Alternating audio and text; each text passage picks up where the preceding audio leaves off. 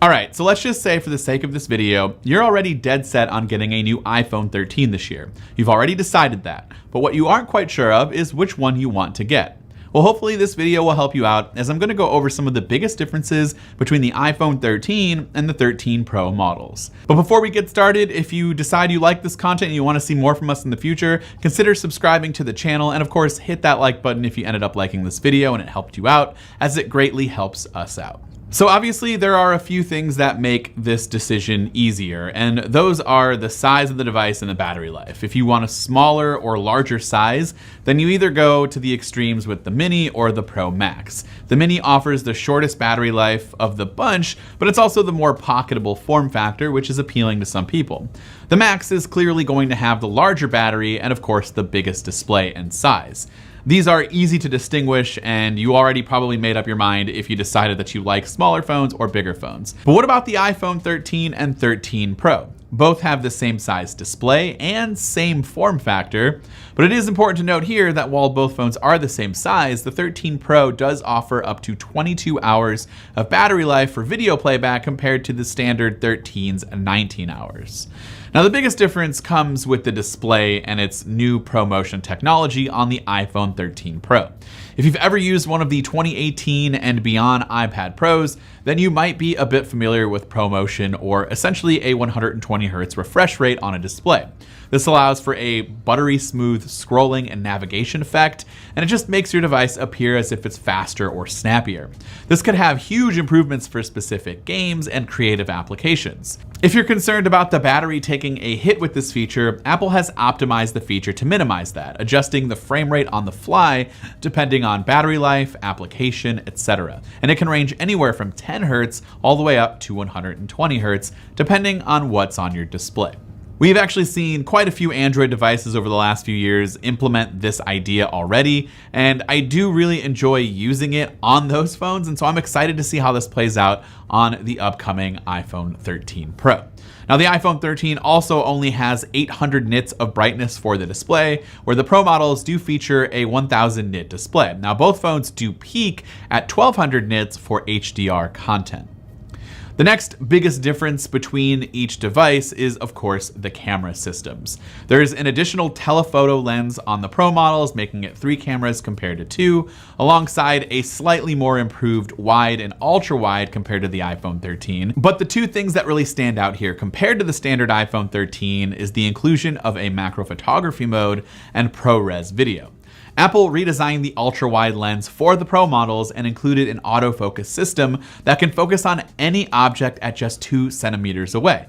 The test photos that were shown at the event look pretty impressive, and of course we actually need to test that out for ourselves to see if it really holds up. But we've used other devices, specifically an Android device in the past earlier this year, with these capabilities, and whether you want to call it gimmicky or not, it was actually a lot of fun to play around with, and I'm excited to try this again on the iPhone 13 Pro. Now, something that wasn't really talked about with this new macro mode is that you can actually take macro shots for video too, which could lead to some pretty cool slow motion close-ups. Also, a quick note, since the lenses on the Pro models have larger apertures, they are able to let in more light compared to the iPhone 13, which in theory should make night mode shots a bit better on the Pro models too. So just something to keep in mind if you're somebody who takes a lot of shots outside in the night. iPhone 13 Pro also has ProRes video capabilities, which offers high color fidelity at a lower compression rate, giving you some really high quality video content, but with that comes some massive file sizes. So something to keep in mind with this feature is it also won't be available at launch, as Apple has listed on its website that it's coming soon, and you'll have to have a model with at least 256 gigabytes of storage to take advantage of it, because again, your phone's going to fill up pretty quickly with those massive file sizes. It's also worth noting that Apple spent a lot of time talking about its new cinematic mode for video, where users can adjust and rack focus between the background subject and foreground subject to give your videos a more cinematic look. Now this feature is available across all iPhone 13 models, so it does not matter which one you get. I just wanted to make sure that was pretty clear.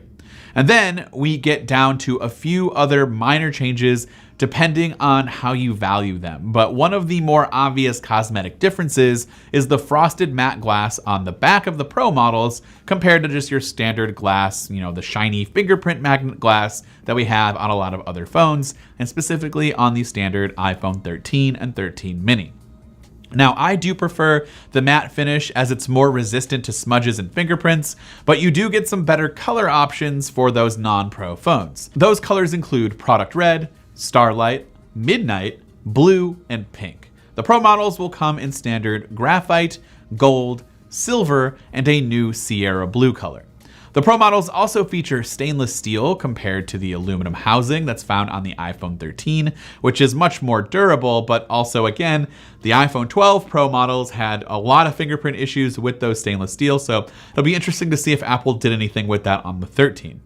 Lastly, we have some storage options and pricing configurations. The iPhone 13 starts at $799 for 128 gigs of storage, which is honestly a great starting storage size and price, while the iPhone 13 Pro will start at $999 for the same 128 gigs of storage. The Pro models do, however, go all the way up to 1 terabyte options, so if you are going to take advantage of that ProRes video and just store a lot of stuff on your phone, then it's worth maybe checking that out.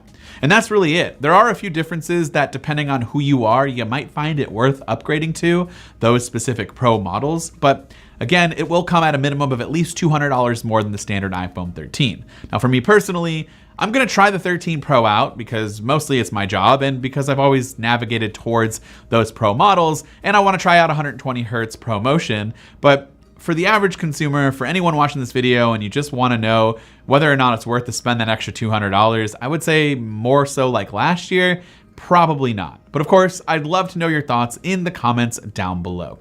This has been Dan with Mac Rumors. Thanks so much for watching, and I hope to see you around in the next video.